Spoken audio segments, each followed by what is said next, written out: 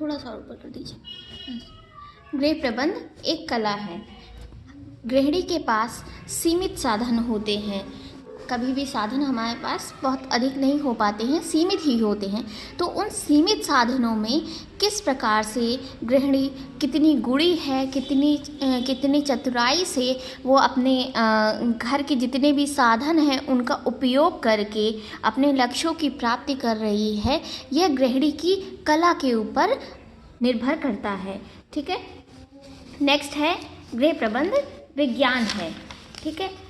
अब गृह प्रबंध विज्ञान है क्यों? क्योंकि इसमें आयोजन, संगठन, नियंत्रण, मूल्यांकन, इन सभी का बड़ी विश्लेषण के साथ में, बड़ी योग्यता के साथ में उपयोग करके प्रबंध को किया जाता है। इसलिए गृह प्रबंध एक विज्ञान भी कहा जाता है। ठीक है। नेक्स्ट है गृह प्रबंध एक विशिष्ट प्रक्रिया है।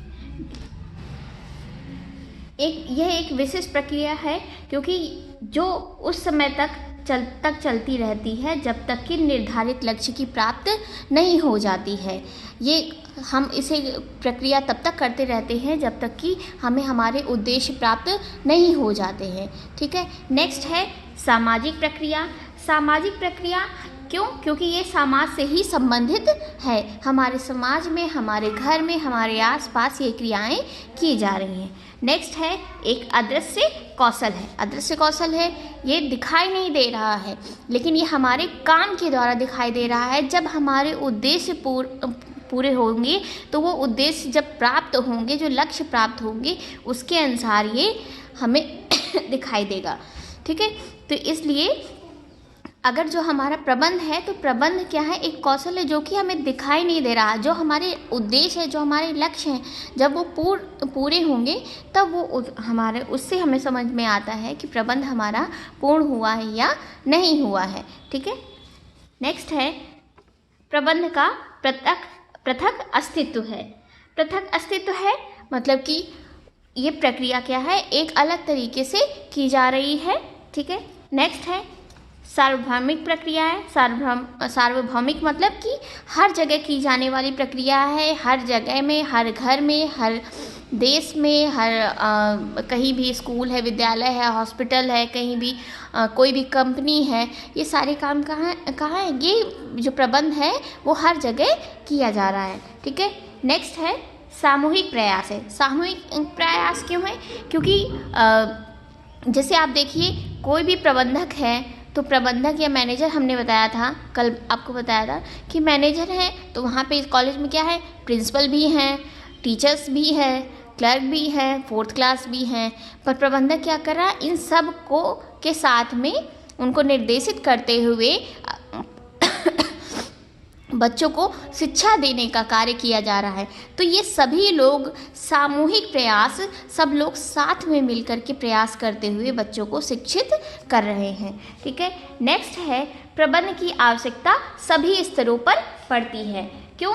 क्योंकि हमारे घर में या हमारे जीवन में बहुत सारे उतार चढ़ाव होते हैं, बहुत सारे चरण होते हैं। कभी प्रारंभिक अवस्था होती है, कभी परिपक्व वाली अवस्था होती है, जब माता पिता हैं अपने परिवार का प्रारंभ करते हैं। जब बच्चे बड़े हो जाते हैं या बूढ़े होने पर किसी भी जीवन में है, बहुत सारे काम करते हैं, बहुत सारी क्रियाएं होती रहती हैं। तो उन सभी स्तरों पे हमें प्रबंध की आवश्यकता होती है।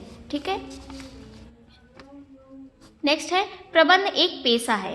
पेशा है क्योंकि यह एक तरह से कह लीजिए आजकल बेटा बहुत सारे प्रबंध क्या नाम है, मैनेजमेंट जो कंसल्ट्स होते हैं वो भी कार्य करते हैं हमारी क्रियाओं को करने के लिए। तो यह एक प्रबंध एक ऐसी प्रक्रिया है जिसे सीखा जाता है। सीख करके ही हम आगे बढ़ते हैं। ज़रूरी नहीं है कि वो हमारे अंदर जन्मजात हो, बल्कि हम उसे सीख भी सकते हैं। इसलिए क्या होता है, आजकल के प्रबंध सलाहकार संस्थाएं होती हैं जो कि लोगों को प्रबंध के लिए उपलब्ध की जाती हैं, लोग उन्हें हायर करते हैं। ठीक है। नेक्स्ट है प्रबंध पूर्व निर्धारित लक्ष्यों की प्राप्ति है। पूर्व निर्धारित मतलब हम पहले ही कोई ना कोई लक्ष्य बना लेते हैं। ठीक है। जो उन लक्ष्यों को बनाते हैं तभी तो हम आगे बढ़ते हैं। अगर हमारे लक्ष्य ही नहीं निर्धारित होंगे, हमारा उद्देश्य ही नहीं निर्धारित होगा, तो हम किस प्रकार से अपने प्रबंध को करेंगे। प्रबंध करने का कोई उद्देश्य ही नहीं रह जाएगा। ठीक है, नेक्स्ट क्लास फिर आपको सैटरडे में है।